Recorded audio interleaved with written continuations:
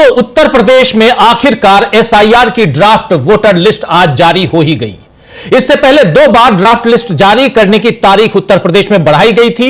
SIR यानी special intensive revision के बाद उत्तर प्रदेश में अब कुल 12 करोड़ 55 लाख से ज्यादा मतदाता हैं, वोटर हैं। पहले यह संख्या 15 करोड़ 45 लाख के लगभग थी और एग्जैक्टली कहा जाए तो 15 करोड़ 44 लाख कुछ हजार थी, यानी लगभग 2 करोड़ 89 लाख वोटर कम कर दिए गए हैं उत्तर प्रदेश में। आज आई लिस्ट में 25 लाख से ज्यादा ऐसे नाम पाए गए हैं जो एक से ज्यादा जगहों पर दर्ज थे। अब इन 2 करोड़ 89 लाख वोटरों में से, लोगों में से कितने योग्य वोटर थे जिनके नाम काट दिए गए हैं, यह देखना होगा। एक मिसाल तो कांग्रेस नेता गुरदीप सिंह सप्पल का आया है सामने और उनके परिवार की भी मिसाल है जिनका वोटर लिस्ट से नाम काट दिया गया है। गुरदीप सिंह सप्पल ने इस मसले पर वीडियो संदेश जारी करते कह रहे हैं, और आपको बता दूं कि गुरदीप सिंह सप्पल और इनका पूरा परिवार, इनके नाम काट दिए गए वोटर लिस्ट से, जो अभी एसआईआर आज जो लिस्ट आई है उत्तर प्रदेश में। सवाल बिल्कुल वाजिब है कि कितने जेन्युइन वोटर नया फॉर्म भरकर अपना नाम जुड़वा सकेंगे। अगर एक योग्य मतदाता का नाम भी कटता है तो यह चुनाव आयोग की गलती मानी जाएगी, लेकिन सोचने वाली बात यह है कि क्या चुनाव आयोग अपनी गलती मानेगा? जब राहुल गांधी वोट चोरी के सबूत पर सबूत दे रहे थे तब भी चुनाव आयोग ने यह नहीं माना था कि उसकी तरफ से कोई भूल हुई है, कोई चूक हुई है। दरअसल मामला भूल या भूल सुधार का नहीं लग रहा है दोस्तों, बल्कि चुनाव प्रक्रिया को पिछले दरवाजे से प्रभावित करने का लग रहा है पूरा का पूरा खेल। इसलिए बिहार के बाद अब पश्चिम बंगाल में भी चुनाव से पहले एसआईआर को लेकर ममता बनर्जी ने मोर्चा खोल दिया है। आज फिर ममता बनर्जी, जो पश्चिम बंगाल की मुख्यमंत्री हैं, एक नहीं बल्कि 3 बार की मुख्यमंत्री, उन्होंने चुनाव आयोग पर गंभीर आरोप लगाते हुए आज कहा है कि चुनाव आयोग राज्य में चल रही एसआईआर प्रक्रिया में भाजपा की आईटी सेल के बनाए मोबाइल ऐप्स का इस्तेमाल कर रहा है। साउथ 24 परगना जिले के सागर आइलैंड में ममता बनर्जी ने आज कहा है कि चुनाव आयोग एसआईआर करने के लिए हर तरह के गलत कदम उठा रहा है। यह एलिजिबल वोटर्स को मरा हुआ बता रहा है और बुजुर्ग और बीमार लोगों को सुनवाई में आने के लिए मजबूर कर रहा है। ममता बनर्जी ने यहां आगे भी कहा कि लोग एसआईआर में हिस्सा लेते समय सावधान रहें। उन लोगों की मदद करनी जरूरी है, करनी चाहिए। उन लोगों की मदद करनी चाहिए जिन्हें मदद की जरूरत है। उन्हें मेरा साथ देने की जरूरत नहीं है, सिर्फ उनका साथ दें जो इस काम की वजह से मुश्किल में हैं, ये कह रही हैं ममता बनर्जी। वहीं टीएमसी के सांसद डेरेक ओब्रायन ने चुनाव आयोग के खिलाफ सुप्रीम कोर्ट में याचिका लगाई है, जिसमें कहा गया है कि पश्चिम बंगाल में चल रहे एसआईआर को करने के लिए मनमानी और प्रोसेस में गलत कामों का सहारा लिया गया है। टीएमसी ने आरोप लगाया है कि पश्चिम बंगाल में चुनाव आयोग के एसआईआर के खिलाफ कार्रवाई की जाएगी। चुनाव आयोग के एसआईआर के खिलाफ पश्चिम बंगाल में कार्रवाई की जाएगी। एसआईआर की इस प्रक्रिया ने एलिजिबल और असली वोटर्स की मुश्किलों को काफी बढ़ा दिया है, यह कहना है डेरेक ओब्रायन का। आपको बता दूं कि ममता बनर्जी ने यह दावा भी किया है कि जब से एसआईआर शुरू हुई है, डर के मारे करीब 70 लोगों की मौत हो चुकी है और कई अस्पताल में अभी भी भर्ती हैं। सोमवार को यानी कल उन्होंने चेतावनी दी है कि वो खुद सुप्रीम कोर्ट में मुकदमा लड़ेंगी और वकील के तौर पर नहीं बल्कि एक आम नागरिक के तौर पर पेश होने की अनुमति मांगेंगी। ममता बनर्जी ने यह भी कहा है कि जरूरत पड़ने पर मैं सुप्रीम कोर्ट जाऊंगी और जनता के लिए पैरवी करूंगी, मैं जनता की आवाज बनूंगी। ममता बनर्जी ने अभी से बीजेपी को चुनौती दे दी है और बीजेपी ने भी अपनी पुरानी चालें चलना शुरू कर दिया है। जैसे बिहार में लालू प्रसाद और उनके परिवार को कटघरे में खड़ा किया गया, अब पश्चिम बंगाल से ममता बनर्जी के 2010 में रेल मंत्री रहने के दौरान हुए मामले को उठाया जा रहा है। ममता बनर्जी के कार्यकाल के दौरान लागू की गई रेलवे कैटरिंग नीति पर आरोप लगाया गया है कि उस समय रेलवे के खान पान स्टॉल और कैंटीन के संचालन की ठेकेदारी से जुड़ी आईआरसीटीसी की जो टेंडर प्रक्रिया थी उसमें नीति स्तर पर बदलाव कर अल्पसंख्यकों, विशेष रूप से मुसलमानों को 9.5% तक आरक्षण दिया गया था। इस मुद्दे को लेकर लीगल राइट्स ऑब्जर्वेटरी नामक एक कार्यकर्ता ग्रुप ने शिकायत दर्ज कराई है। यानी पश्चिम बंगाल में चुनाव जैसे जैसे करीब आ रहे हैं वैसे वैसे ममता बनर्जी को घेरने के अलग अलग हथकंडे अपनाए जा रहे हैं। यह भी आरोप लगाया गया है ममता बनर्जी के ऊपर कि इस फैसले के कारण एससी, एसटी और ओबीसी वर्गों के अधिकारों में कटौती हुई, जो उनके संवैधानिक अधिकारों पर अतिक्रमण जैसा है। इस शिकायत को गंभीरता से लेते हुए राष्ट्रीय मानवाधिकार आयोग यानी एनएचआरसी के सदस्य प्रियंक कानूनगो ने की अध्यक्षता वाली पीठ ने रेलवे बोर्ड को नोटिस जारी किया है। अब यहां आ गई एनएचआरसी, आप समझ सकते हैं। चुनाव आयोग ने रेलवे बोर्ड से इस पूरे मामले, चुनाव आयोग नहीं बल्कि एनएचआरसी ने, नेशनल ह्यूमन राइट्स कमीशन ने रेलवे बोर्ड से इस पूरे मामले की जांच करने और विधि सम्मत उचित कार्रवाई करने के निर्देश दिए हैं। इसका मतलब है कि चुनाव के बीच ममता बनर्जी को मुकदमे झेलने पड़ सकते हैं। यही बीजेपी का चुनाव लड़ने और विरोधियों को दबाने का एक तरीका है, यानी दबाव में कैसे लाया जाए विरोधियों को, वो तरीका उसको ऑलरेडी यहां पर अब आजमाने की कोशिश बीजेपी करेगी इन चुनावों में भी। हालांकि सब लोग दबाव में नहीं आते हैं। जैसे कल जेएनयू में 2020 में 5 जनवरी को हुई हिंसा की बरसी पर विरोध के लिए छात्र एकत्र हुए थे जवाहरलाल नेहरू यूनिवर्सिटी दिल्ली में, और इस दौरान उमर खालिद मामले में मोदी और शाह के विरोध में नारेबाजी हुई। अब फिर से जेएनयू बीजेपी के निशाने पर आ गया है। केंद्रीय मंत्री गिरिराज सिंह ने कहा है कि कुछ लोगों ने जेएनयू को टुकड़े टुकड़े गिरोह का अड्डा बना दिया है। राहुल गांधी, टीएमसी, कम्युनिस्ट जैसे लोग इस गिरोह का हिस्सा हैं। ये लोग सुप्रीम कोर्ट में विश्वास नहीं रखते। उमर खालिद और शर्जील इमाम के समर्थन में और प्रधानमंत्री मोदी व अमित शाह के खिलाफ नारे लगाए जा रहे हैं। ऐसे लोगों पर देशद्रोह का मुकदमा चलना चाहिए। पाकिस्तान जैसी मानसिकता रखने वालों को भारत की जनता ऐसे लोगों को कभी बर्दाश्त नहीं करेगी। लीजिए, पाकिस्तान का नाम आ गया। अगर गिरिराज सिंह से बोले, गिरिराज सिंह केंद्रीय मंत्री, अगर वो कुछ कह रहे हैं, बयान दे रहे हैं और पाकिस्तान का जिक्र ना करें, क्योंकि सबसे प्यारा पाकिस्तान इन्हीं को लगता है। ये आप सबको, हमको, सबको पाकिस्तान भेजने की बात करते हैं। इनको लगता है कि इनका दूसरा घर पाकिस्तान है, और इसलिए यहां बहुत इंपॉर्टेंट है। और यहां आगे कह रहे हैं कि हम भी नारेबाजी में इस्तेमाल किए हुए गलत शब्दों का समर्थन कभी नहीं करेंगे। ये बात कह रहे हैं वहां पे गिरिराज सिंह। खैर, लेकिन मामला यहां पर दूसरा है दोस्तों। टुकड़े टुकड़े गिरोह कहना या सरकार का विरोध करने वालों पर बार बार पाकिस्तान भेजने की बात कहना क्या सही है? लेकिन मोदी और अमित शाह अपने बदजुबान मंत्रियों पर चुप्पी साध जाते हैं और शोषितों के हक में आवाज उठाने वाले लोगों को देशद्रोही कहते हैं। गिरिराज सिंह के बयान में जिस तरह राहुल गांधी, टीएमसी और कम्युनिस्टों का नाम लिया गया है, उससे जाहिर है कि बीजेपी का असली विरोध किससे है। तो आइए दोस्तों, आज चर्चा करेंगे कि किस तरह सत्ता का बेजा इस्तेमाल कर देश के संविधान और लोकतंत्र को खत्म करने के तरीके बीजेपी ढूंढ रही है। यहां पर उत्तर प्रदेश और बंगाल से एसआईआर पर बड़ी खबर, और साथ साथ मोदी सरकार को नई चुनौती। कौन सी नई चुनौती मोदी सरकार के सामने है, इन सब पे चर्चा की शुरुआत करते हैं। हमारे साथ कुछ वरिष्ठ साथी जुड़े हुए हैं, उनसे पहले आपका परिचय करवाता हूं, फिर आगे बढ़ते हैं। हमारे साथ इस वक्त देखिए 5 वरिष्ठ साथी जुड़े हुए हैं। हमारे साथ जुड़े हुए हैं अमलेंदु उपाध्याय जी, हमारे साथ जुड़े हुए हैं प्रशांत टंडन जी, हमारे साथ जुड़े हुए हैं मुकेश कुमार सिंह साहब, हमारे साथ जुड़े हुए हैं अनिल सिन्हा जी, और हमारे साथ जुड़े हुए हैं शकील अख्तर जी। आप पांचों का स्वागत है, इस्तकबाल है। स्वागत इस्तकबाल अब तमाम दोस्त साथी शुभचिंतक आप सबका, जो अब तक जुड़ चुके हैं उनका भी, जो जुड़ने वाले हैं उनका भी। जरा अमलेंदु जी, एसआईआर, आपका नाम आ गया एसआईआर में? अमलेंदु जी। राजीव जी, नाम तो आ गया है मेरा, और बहुत बहुत धन्यवाद ज्ञानेश कुमार जी का कि मेरा नाम नहीं काटा उन्होंने। मेरा नाम आ गया है एसआईआर की लिस्ट में। अब पता नहीं मुझको क्या समझ के मेरा नाम ले लिया है, वरना मेरा नाम तो काटना चाहिए था, लेकिन आ गया है नाम। जिसके लिए ज्ञानेश कुमार जी बहुत बहुत बधाई के पात्र हैं कि मेरा नाम लिस्ट में है, मतदाता में हूँ। मैं भारतीय नागरिक हूँ, घुसपैठिया नहीं हूँ। ये मुझको ऐसे उत्तर प्रदेश में ब्राह्मणों ने बहुत सारी सभाएं कर ली हैं। अब राजीव जी, ब्राह्मणों की सभाओं का तो मुझे पता नहीं, चूंकि कोई भी ब्राह्मण सभा वाला मुझसे मिलने आया नहीं, और बिना मेरे ब्राह्मण सभा कोई बंद कैसे जाएगी, ये भी बड़ा सवाल है। अगर कोई ब्राह्मण सभा बननी है तो बिना मुझसे पूछे कैसे बन जाएगी? कोई अगर विश्व हिंदू परिषद बननी है तो बिना मेरा राय लिए हुए कैसे कोई विश्व हिंदू परिषद बन सकती है? ये सब गैर हिंदू हैं, गैर ब्राह्मण हैं, जिन्होंने भी ये सभाएँ बनाई होंगी।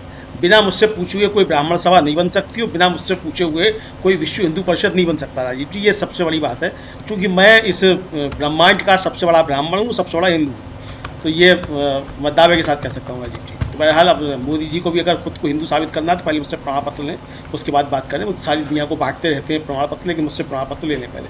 बहरहाल राजीव जी, आज बड़ी मजे की बात राजीव जी हुई, थोड़े समय के लिए राकेश द्विवेदी जी आए और राजीव जी मुझे लगता है कि मोतीलाल नेहरू का नाम लेना तो कांग्रेस भी भूल चुकी है, लेकिन चुनाव आयोग पंडित मोतीलाल नेहरू का नाम ले रहा था आज सुप्रीम कोर्ट में और बता रहा था कि पंडित मोतीलाल नेहरू ने और बाबा साहब अम्बेडकर जो थे उन्होंने किस तरीके से संघर्ष किया, जो अंग्रेजों का कम्युनल डिवीजन था उसके खिलाफ लड़ाई लड़ी और तब जाके चुनाव आयोग बना और ये चुनाव की पद्धति बनी।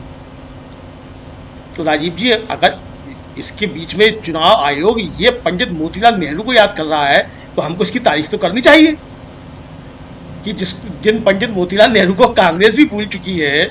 मतलब मुझे ध्यान नहीं पड़ता है कि पंडित मोतीलाल नेहरू के नाम को लेकर कांग्रेस भी कभी कुछ करती है, सिर्फ उनके जन्म दिवस और पुण्यतिथि के अलावा उनको चुनाव आयोग याद कर रहा है, सुप्रीम कोर्ट में याद कर रहा है, तो इसके लिए बधाई के पात्र हैं चुनाव आयोग साहब ज्ञानेश कुमार जी। लेकिन राजीव जी, कल जो ज्ञानेश कुमार जी ने चैलेंज दिया है बहुत ज़बरदस्त तरीके से, कल वो झारखंड में थे और झारखंड में उनका एक जारी मतलब जो कहा उन्होंने कहा कि SIR पर ना मैं दबूंगा, ना मैं झुकूंगा, ना मैं डरूंगा। तो बताएं ज्ञानेश कुमार जी, मैंने दोपहर भी राजीव जी बात कही थी अपनी ब्रेकिंग में कि ज्ञानेश कुमार जी बताएं कि उनको कौन डरा रहा है, कौन दबा रहा है, कौन झुकाने की कोशिश कर रहा है। हलफनामा देकर ज्ञानेश कुमार जी बताएं कि उनको कौन दबा रहा है, कौन झुका रहा है, कौन डरा रहा है, वरना राष्ट्र से माफी मांगे। तीसरा कोई विकल्प नहीं है ज्ञानेश कुमार जी के पास। ये बताना पड़ेगा जब आप कह रहे हैं कि आपको डरा रहा है, धमका रहा है और झुकाने की कोशिश कर रहा है। कौन है वो? राहुल गांधी ने नहीं डराया आपको, ना झुकाया ना दबाया, तो कौन है ये? मोदी जी हैं कि अमित शाह जी हैं? कौन है ये जो आपको दबा रहे हैं, झुका रहे हैं और डरा रहे हैं? ये उनसे सवाल पूछा जाना चाहिए। लेकिन राजीव जी, SIR पर चल रहा है सुप्रीम कोर्ट में, 8 तारीख को फिर इस पर बातचीत होगी, निश्चित तौर पर आगे बातचीत बढ़ेगी। और अब देखना यह है राजीव जी कि क्या सुप्रीम कोर्ट भी क्या नया सुप्रीम कोर्ट है, चूंकि तो नया चुनाव आयोग है, ज्ञानेश कुमार जी बता चुके हैं, तो क्या नया सुप्रीम कोर्ट 3 जजों की जो लाल बाबू हुसैन मामले में आदेश है 3 जजों की खंडपीठ का कि किसी भी व्यक्ति का नाम चुनाव आयोग नहीं काट सकता, कोई भी नहीं काट सकता, और जिसका नाम काटा जाएगा उसको बिना सुने, बिना जमीन पर गए हुए, उसकी तहकीकात किए आप उसका बिना पक्ष सुने हुए नाम नहीं काट सकते। तो ये 2,89,00,000 जो उत्तर प्रदेश में नाम काट दिए हैं, इनको कब नोटिस दिया गया, कहाँ इनकी सुनवाई हुई, कौन इनकी ज़मीन पर देखने के लिए गया, तो ये आप कैसे काट देंगे? तो क्या नया सुप्रीम कोर्ट अगर है तो क्या वो उस 3 जजों की खंडपीठ के फैसले को 2 जजों की खंडपीठ पलट देगी? ये भी राजीव जी से SIR पर जो बहस चल रही है उसका जब आएगा नतीजा तो ये देखने वाली बात होगी। अभी हम कुछ नहीं कह सकते कि सुप्रीम कोर्ट क्या जवाब, मतलब क्या आदेश देगा, क्या नहीं देगा, क्यों इतना डिले हो रहा है। सुप्रीम कोर्ट में मामले आते हैं, डिले होता ही रहता है। EVM पर 2019 के चुनाव से पहले याचिका पड़ी हुई थी राजीव जी, और 2024 का आ गया लोकसभा चुनाव, बीच लोकसभा चुनाव तक जो थी उस पर बहस चलती रही, और अब वो कहाँ चला गया मामला पता ही नहीं चल रहा है। 3 तो उसके बाद तो CGI बदल चुके।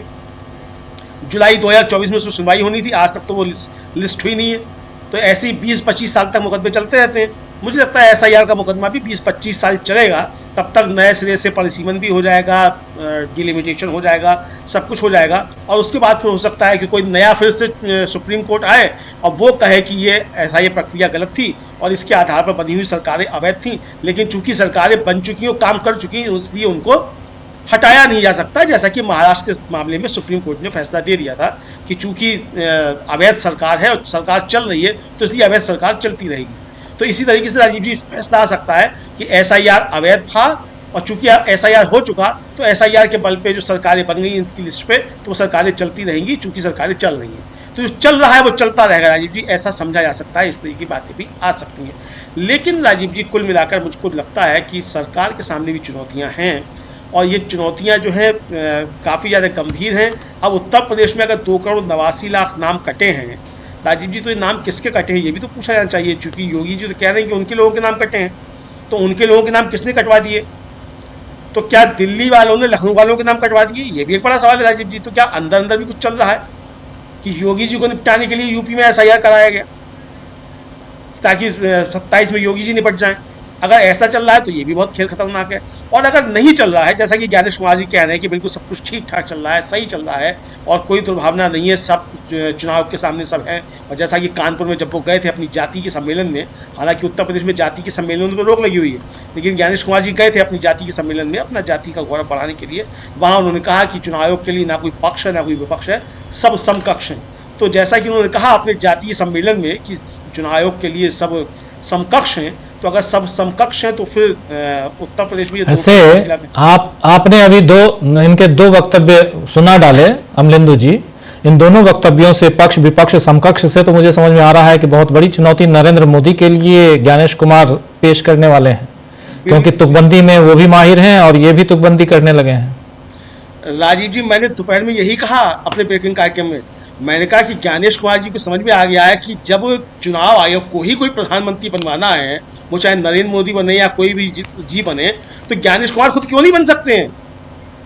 तो तगड़ी चुनौती मोदी जी के लिए ज्ञानेश कुमार तैयार हो रहे हैं। मोदी जी को समझ जाना चाहिए, अगर इस चुनाव आयोग के भरोसे मोदी जी प्रधानमंत्री बनने रहना चाहते तो नहीं रह पाएंगे। इस SIR में कोई और खेल तो नहीं चल रहा है कि मालूम पड़े कि ज्ञानेश कुमार जी वो प्रधानमंत्री पद के दावेदार हो जाए।